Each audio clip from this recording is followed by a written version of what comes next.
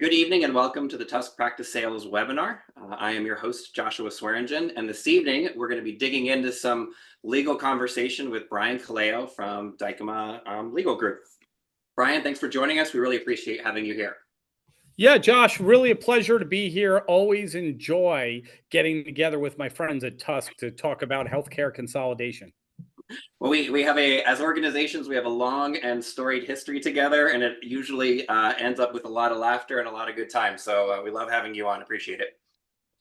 As a little bit of housekeeping, again, my name is Joshua Swearingen. I have about 25 years total in healthcare. I've had the opportunity to own and operate and sell a couple of large mid-sized dental service organizations into the private equity space. I've worked with a couple of larger groups, national groups, as a buyer of practices, and I now currently represent sellers in the space with TUSK Practice Sales. In my free time, I am the founder and co-owner of Reverse Aesthetics, which is a anti-aging med spa in the Central Ohio marketplace, and I am thrilled to have you join us this evening. Brian, do you want to tell us a little bit about Dykema and yourself? Yeah, I'm the director of our MSO DSO healthcare group, and I have 72 professionals that work for me, and we focus on representing sellers in particular that want to do a transaction in the healthcare space, whether it's dental, whether it's aesthetics, which is what we're here now, whether it's veterinarian, orthopedic surgery, ophthalmology, optometry, just about any type of medical or dental discipline there is. Our group, does a lot of different things, but in particular, we focus on representing sellers that want to, partner on a platform. Fantastic. When you talk a lot about sellers in the transaction space, do you work with a lot of groups that are at the base formation stage? Yeah, I mean, we do a lot of things, Josh, from really often the very inception of the organization, like incorporating it before it even does business, or if, the founders are either, incorporating their entity and beginning their aesthetic practice or purchase an aesthetic practice just like at the very beginning. And, we'll represent that organization right up until the point when they want to do some type of equity event with a partner. Great, that's great. It's funny. I was having a conversation. I was at a trade show over the weekend, and I was having a conversation with actually several different owners, a couple of different PE groups, and I think one of the interesting conversations was how widely varied all of these organizations are set up from a regulatory and legal standpoint, and ownership ranges the full gamut of having a nurse practitioner owner all the way to a private citizen, kind of like myself, which is allowed in the state of Ohio.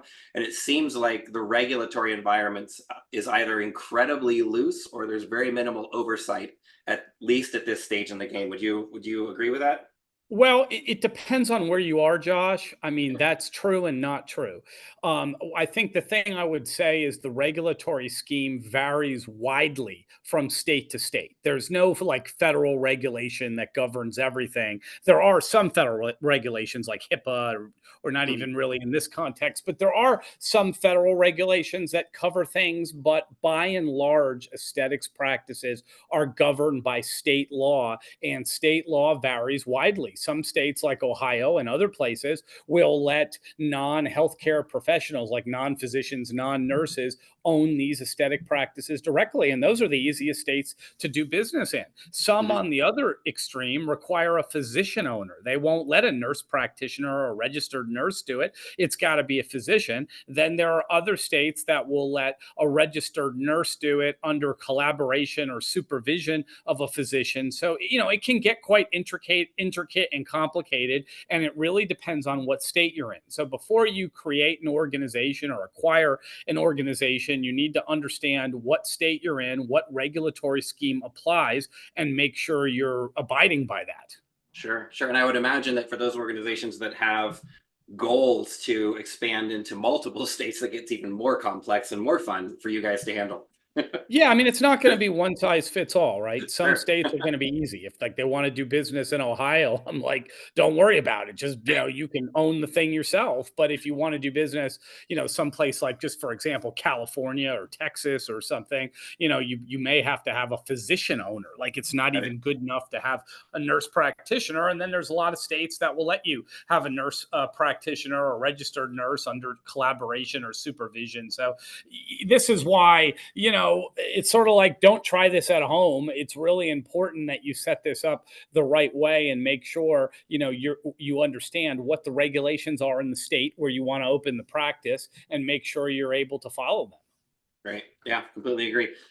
So let's jump into this a little bit. We're getting a little ahead of ourselves here. I'm just going to spend a minute kind of talking about the current state of healthcare consolidation as a whole, and then how that translates into the medical aesthetic space. And as we kind of track medical consolidation over the last, I don't know, 40 or 50 years, it's widely understood that your traditional medical offices are roughly 85 to 90% consolidated, and that's taken a long time to get there, and it's largely happened underneath either the university healthcare system or large hospital systems.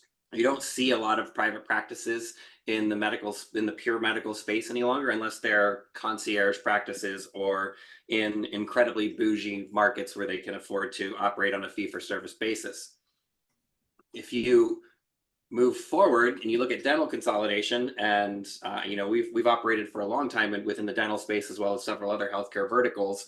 It's a little bit hard to nail down exactly where the consolidation percentage is, but it's largely believed it's in between 30 and 35%, which places you about 25 years behind medical and roughly 25 years ahead of where medical aesthetics consolidation is, which is, depending upon the discipline within medical aesthetics, probably in the 7 to 10% range.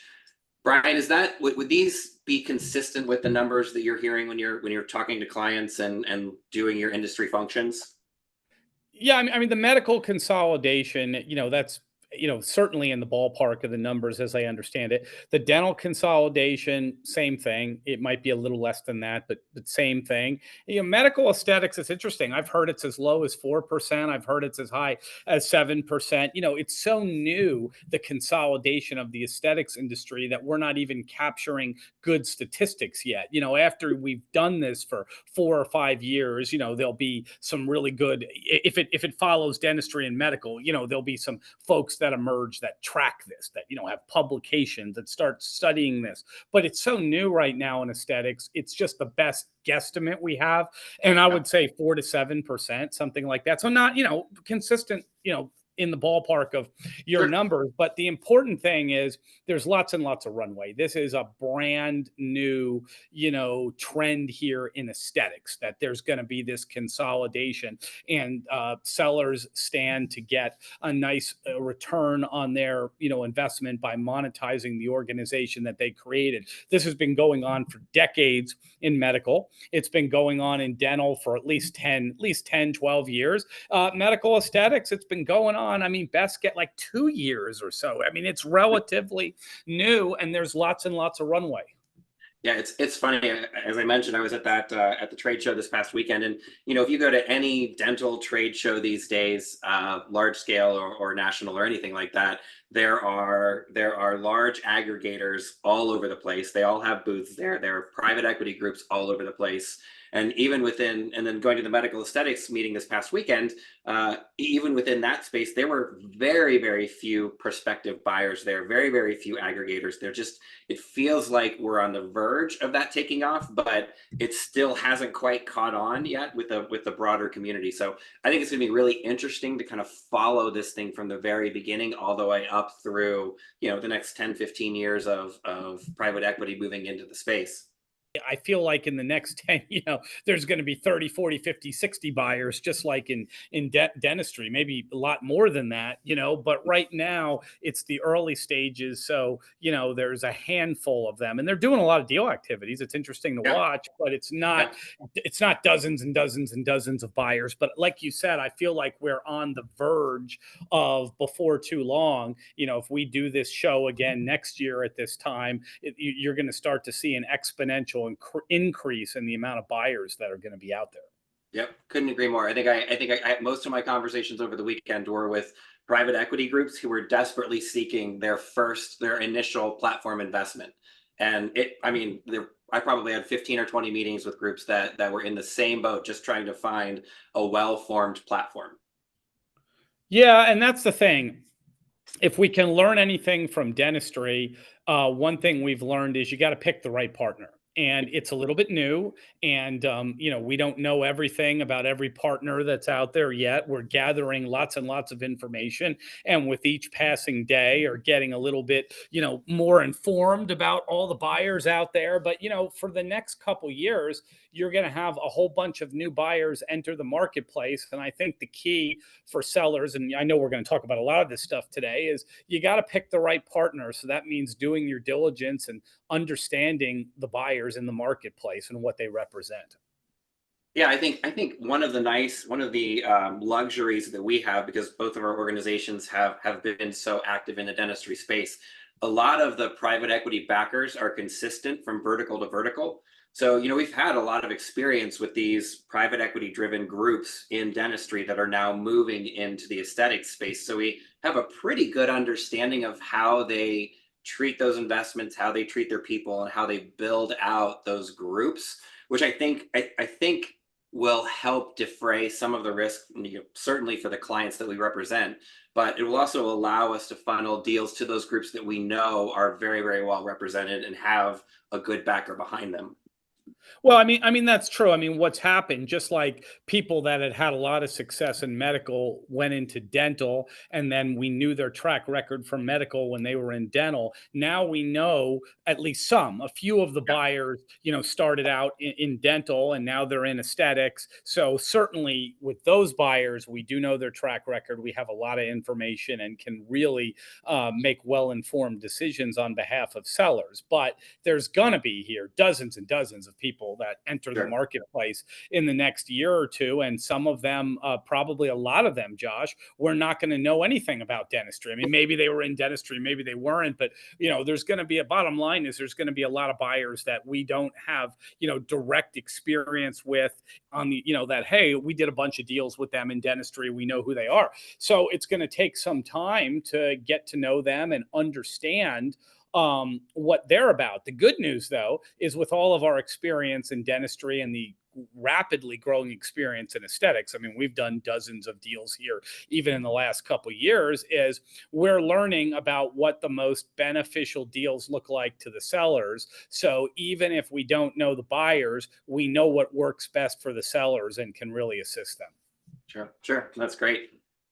So I want to touch really briefly on kind of the consolidation life cycle, and we talked about it a little bit in the last slide. But as we're working through consolidation in an industry, you have three distinct phases of consolidation, and we're certainly in phase one of medical aesthetics space, which would be your platform development phase, and that's we kind of touched on it briefly earlier, but that's really where those private equity groups are looking for something substantive, either multi-sites or significantly larger practices with a little bit of infrastructure in place that they can build around. And I'd say that we are definitively in that stage right now, just given the number of buyers that are trying to enter the market and don't yet have that platform development or that platform currently built. Once you tip that 10% range and you start moving into phase two, we see a lot of infrastructure and growth. At that point, you now have enough platforms out in the space that you can present a reasonably competitive marketplace, and that's what I would consider kind of the golden age of private practice valuations. That's where you're really going to see a large number of practices sell at a premium as these platforms build out mass nationally. And then finally, once we get into that 40 plus, range consolidated, and all of these percentages are constantly evolving. That's kind of the phase where you start to see a lot of these larger groups feed off of each other. They can't really move the needle enough with a private practice acquisition. So they start buying other platforms and other larger groups. And I think that once we start tipping over that 40 and 50% consolidation range, you really start to see some of those private practices get a little bit devalued or sell at a little bit off of a premium, and the larger groups are now the primary focus of these managed services organizations. So that's really how it's progressed in most other industries, and it's really how we see the medical aesthetics space proceeding. The good thing is that that phase two section can last 20 plus years. We've been in that stage in dentistry, gosh, Brian, I don't know, 20, 25 years at this point. So you say that's accurate? Yeah, I mean, we're a long way away from what you're describing, in aesthetics. I mean, a decade or more, 15, probably maybe 20 years away from that. I mean, the consolidation in dentistry has been going on in earnest for 10 years, and we're just now getting to 30, 31, 32%. And we're getting to the point where there are groups out there that have 1,000 dental offices, 800, 1,500, and they've got to do big acquisitions to really move the needle. But right now with aesthetics, I mean, there's all opportunities are on the table. There's a platform opportunity. You can be the very first in the platform. After that, there are lots and lots of opportunities for bolt-ons, add-ons to the Mhm. practice. So if you have nothing more than I think like you, for example, Josh, a solo office in Ohio, there's tons of opportunities for you right now. Yeah, yeah, I couldn't agree more. Well, that kind of leads us into some of those formation type question or formation type conversations. Do you want to work us through how a properly structured, management company model would work? Well, I mean, it's the blue there, right? If you look, if Yeah. everybody can see the screen, and I'm sure it's in front of everybody now, it's on mine. The green is what happens before do an equity event. You've got sort of your entity there that's providing services to patients, and you're employing the green. Your providers or injectors. This is if you're either a healthcare professional. I get calls all the time from nurse practitioners and registered nurses and people that are owning these. Or if you're in a state like Ohio and you're directly owning it, this is what it might look like. You might have possibly, if you've created your own organization as a non-professional, you might have just that first management company and you might just be managing it. But what happens after you do a deal is there ends up being a holding company. The buyer comes, they buy the non-clinical assets. They'll buy the equipment, they'll acquire the lease, they'll acquire any trade names or intellectual property, and they'll acquire your non-clinical employees, and that'll go into their management company. There'll be a holding company over that. A very common structure is they might give you 60 or 70% cash at closing, and 30% gets rolled over into equity in the holding company. And basically post closing, that's how the organization will operate. The patients will pay their money into the practice entity, and after payment of all of expenses, all of the profits will flow up to the MSO or the management company. And that'll be sort of the structure. If you're an owner and you sell, you'll more than likely have an employment agreement post closing where you'll get paid some sum of money to continue to operate in the organization. And that's what it'll look. And we didn't cover this, but they'll pay you a multiple of EBITDA. What they're going to do is they're going to calculate your EBITDA. If you don't know that on the call, it's earnings before interest, taxes, depreciation, amortization. It's the gold standard for valuing organizations. So they're going to calculate your EBITDA and they're going to pay you a multiple. Like if your EBITDA is say $500,000 and you get paid a 6 multiple, 6 times 5 equals basically $3 million. That's what you would get paid for those listening. And The reason we use EBITDA, one other thing before we move on, is it's the gold standard. For example, we often have somebody that has a $2 million operation and it costs $1.8 million to operate. So their EBITDA is $200,000. Then you can have a $1 million operation, Josh, that costs $600,000 to operate. Their EBITDA is $400,000. What have we learned? The $1 million operation is twice as profitable as the $2 million operation. So whenever I get these questions from sellers, why do we use EBITDA? What does it mean? That's why we use it, because it's the gold standard for cutting through everything and getting down to the profitability of the organization. Yeah, absolutely.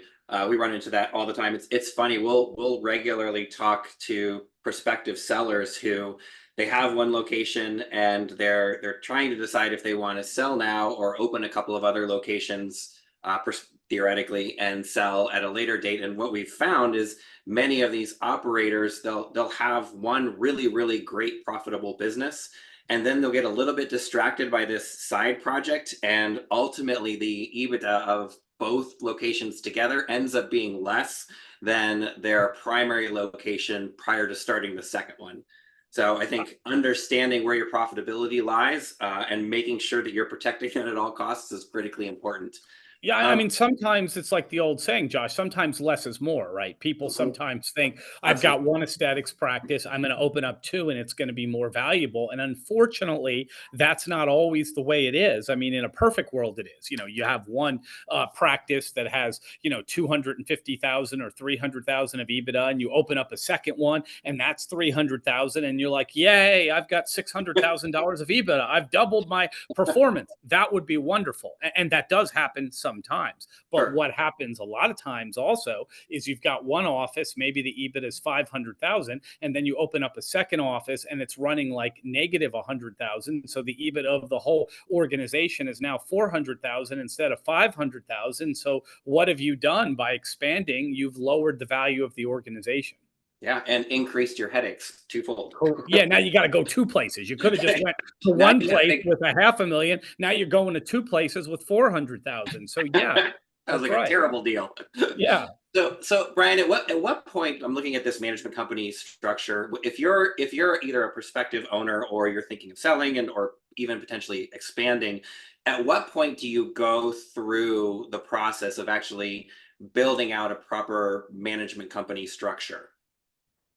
If the only reason I would do that, I mean, obviously, if you're an entrepreneur and you want to do a deal someday, but you've got 10 offices or 11 offices, I do see it sometimes. A management company might make sense. But if you're really just operating one office, the only reason you would need the management company model would be if you're not a physician or a nurse or a professional and you're in a state that requires that type of model and you want to basically, participate, in the financially in the operation, but you can't directly own it. You've got to have a management company model. So sometimes we will see it with just a single office in the case of somebody that's a non-healthcare professional that wants to participate, in the profits of the aesthetics practice. Then even if you're only one office, you would have to do a management company. But if you're a healthcare professional and you're allowed to own it, or you're in a state where you're allowed to own it directly and you only have one office,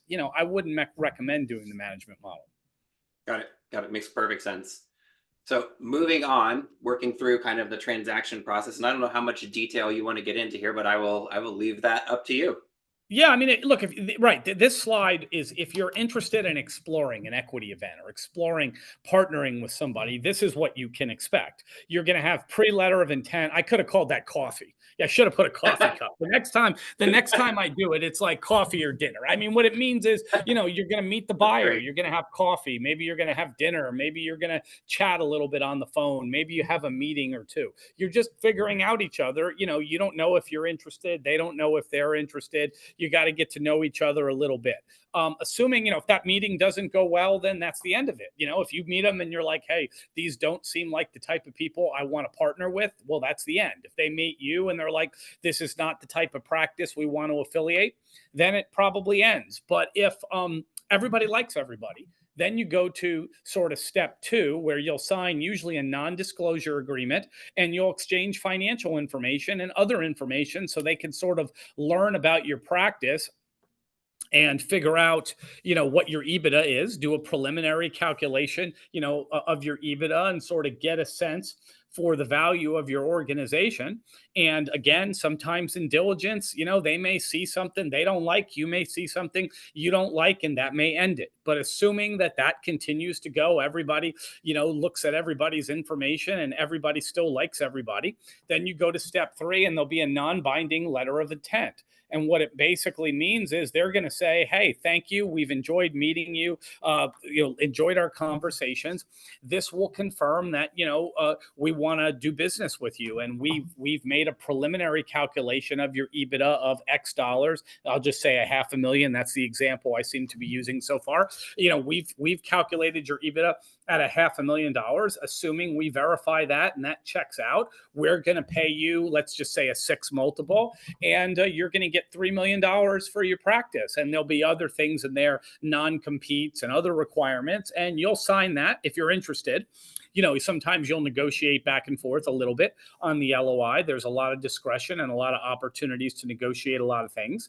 And then you'll sign it. And basically, the reason we say it's non-binding is it contains the parameters of a deal. How much money you're going to get paid, what the non-compete's going to look like, what your employment agreement's going to look like, what the distribution of cash is going to be. Is it going to be 60% cash, 40% rollover, 70% cash, 30% rollover? What the terms are basically going to be. It might be $3 million, but it might be $2 million at closing, $1 million rolled over, or any combination of that. And then they're going to verify the numbers, because remember, right now you've just exchanged preliminary information. Now they're going to conduct formal, what's called quality of earnings. They're going to have accounting firms look at your numbers and verify this. And this is, as you know, Josh, sometimes where you can run into problems where the practice has voluntarily provided information, but maybe you're not, certainly none of these organizations that are just 1 or 2 offices are audited or anything like that. You've done the best you can to compile your financials, but sometimes when they have their accounting firm, the buyer, look at them, they note some issues. So maybe they thought the EBITDA was 500,000, but it's really 450 or 400, or maybe it's 550. Maybe it's higher than we thought. Well, anyway, after that process, everybody has an opportunity to either say the numbers checked out, we're going to proceed with the deal, or the numbers didn't check out and we're going to renegotiate downward or upward. And you don't have to take it. Like if you thought your EBITDA was 500,000 and they say it's 400,000, you don't have to do the deal with them. You're not required to, but at that point in time, they have an opportunity, because it's non-binding, to renegotiate the purchase price based on the actual numbers that have been verified.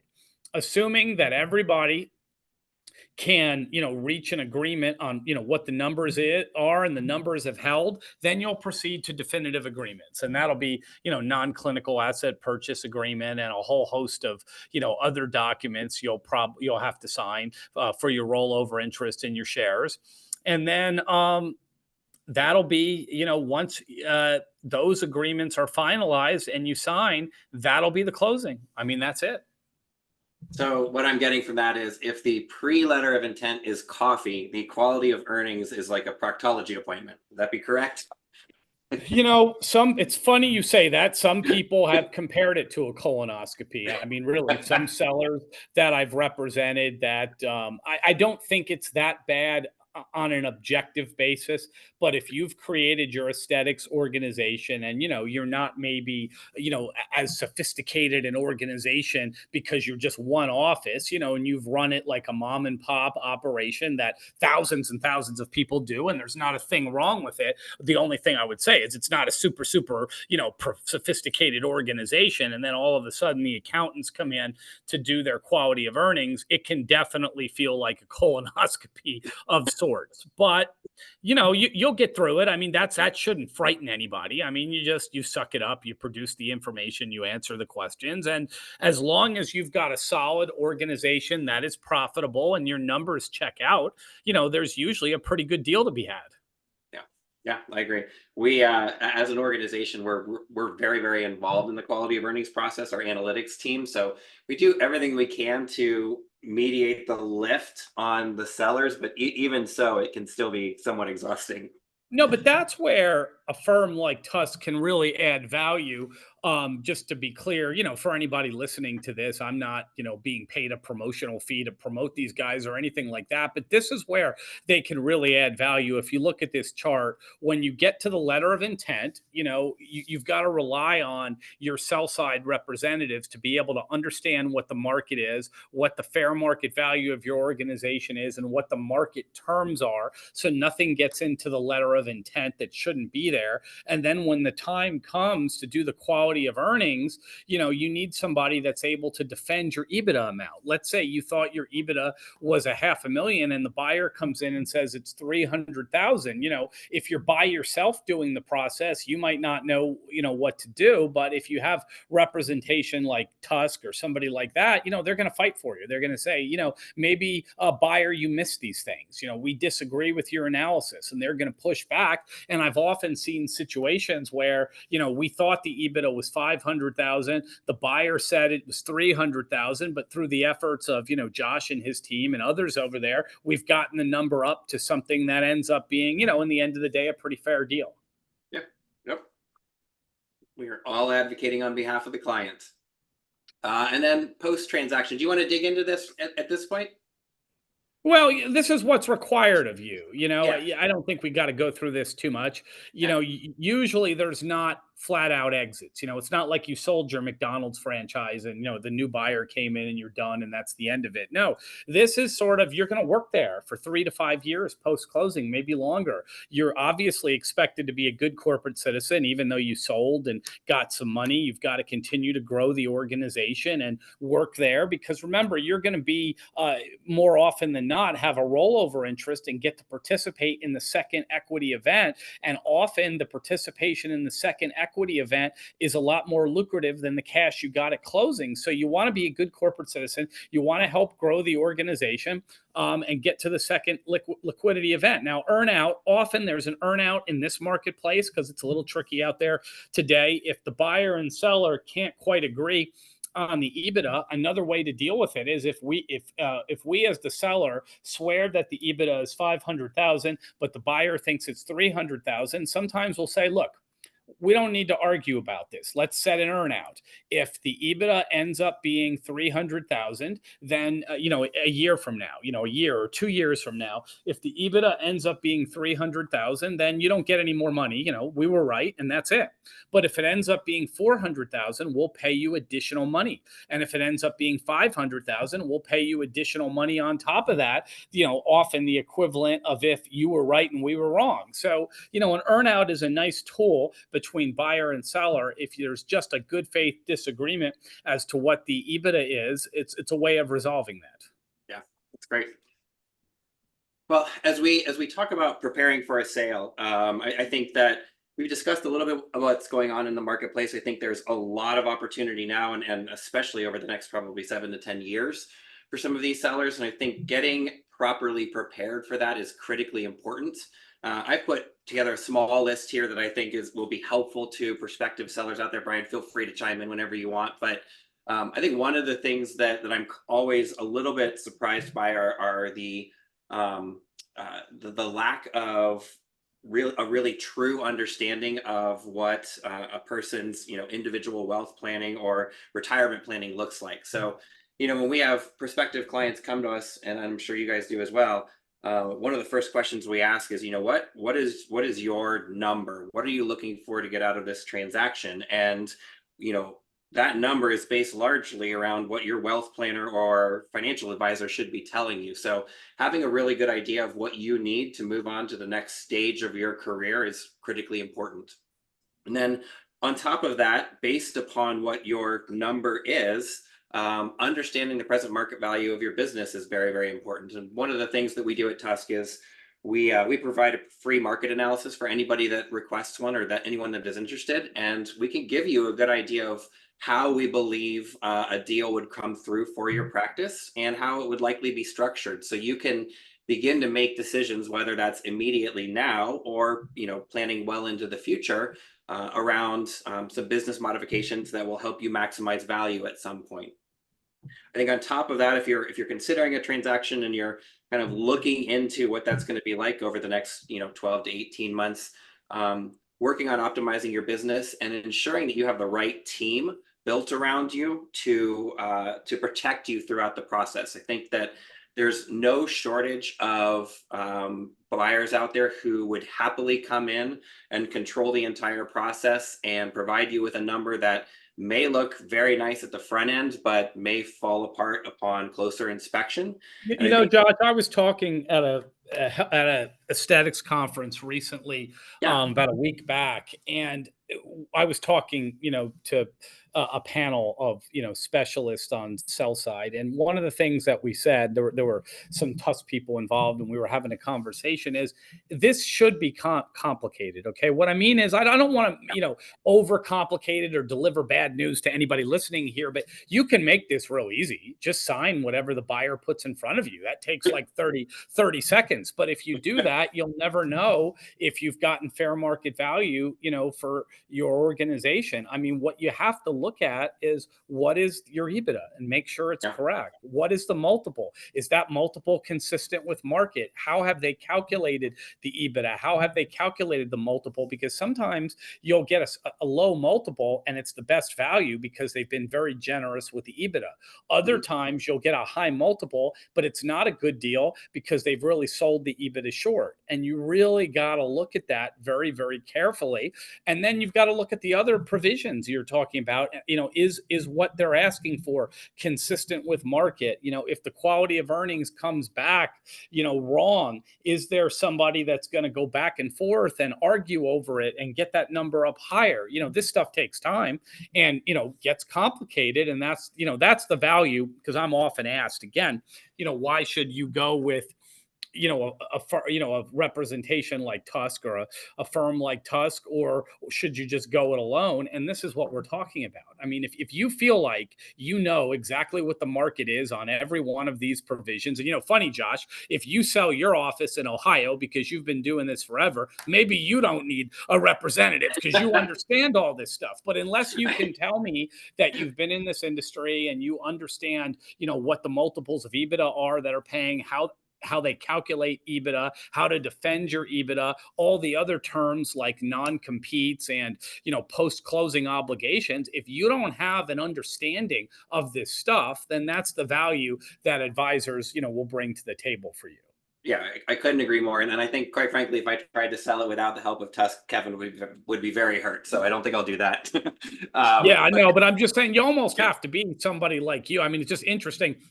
Normally when I'm doing this, I'm not in the presence of somebody that owns a med spa that might be qualified, to sell it yeah, themselves. But you have to kind of be in that situation. And there are people out there like that, by the way. I don't mean to sell anybody sure. short. I'm sure there's somebody listening to this that's been in the business many, many years, understands all this, and maybe is competent and qualified to do it themselves. But it's not the majority. Most people will really, really benefit from having an advisor.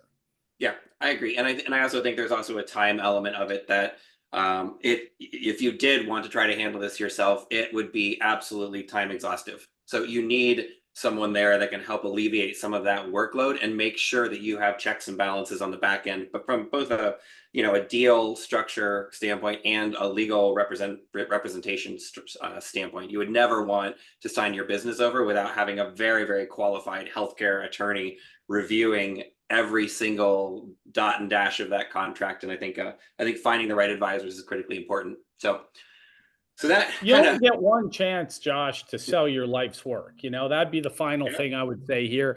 It's really, really important. It amazes me sometimes, sometimes a lot of people take it really, really seriously. And that's what I like. And, they'll hire us or you, and they'll have 1,000 phone calls with 1,000 questions. And I like that. I mean, that's important because this is their life work and they deeply care about, what the outcome's going to be. But then every now and then you get somebody that it's like, no, I got this offer. I'm just going to sign it and I'm done. And it just astonishes me. You only get one chance to sell your life's work. yeah, yeah, couldn't agree more. And you're kind of heading into the last slide here. I just wanted to do you want to let the cat out of the bag on the conference next year, or would you like me to introduce it? Well, I mean, I'm really excited. We're having, and we'll get your input too, but I'm really excited. We're having a sort of one of a kind aesthetics industry conference. It's going to be in May of 2025. So if you're listening, you'll probably hear this in May, not right now, but 1 year, May of 2025 is when we're going to do it. And it's a business conference. Okay. I've been to a number of aesthetics conferences, and like everybody else, I love walking around and seeing some of the latest products and things out there, but this is not the focus of that. So if you thought, hey, we're going to come to this and check out some new products or, new industry tools and things. No, that's not what we're doing. What we're doing is it's focused on people that either want to maximize the value of your organization, meaning you've got an aesthetic spa right now and maybe you don't want to sell it, but you want to maximize the value. That's one thing. Two, people that want to do deals, buyers and sellers that want to come and say, no, I mean, I'm interested in partnering with somebody and I want to learn what's my best path to partnership. Perhaps I can even be introduced to a partner at the meeting. That would be wonderful. But even if that doesn't happen, what are all the steps to a transaction and how do I maximize the value? And it's going to be a business conference. And we're really, really excited about it, Josh. I think it's awesome. For those of you that don't know, Dykema has been putting on a conference similar to this in the dental vertical for, gosh, I don't know, 8, 10 years now. Has it been that It's long? our 11th year this year. 11th year. Wow, gosh. I actually remember being at one of the first or second Dykema events, 10, 11 years ago, and have seen it grow throughout the years. And it is consistently the most informative, best gathering of industry professionals in the dental space year after year after year. And the fact that we're getting this kicked off in the aesthetic space is going to be nothing but good for the industry. It's an incredible education. And this is the event during the year you don't want to miss. So we look forward to seeing many of you there. So that is it for our time this evening. Thank you so much for joining us. We were thrilled to have you. Brian, always appreciate your time, appreciate partnership with your organization and all that we get to do together. If you have any questions, feel free. You can see the QR code on the screen. You have Brian's contact information on the screen as well.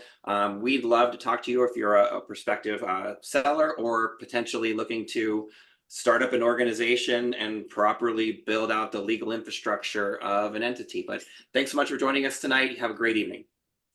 Thanks, Josh.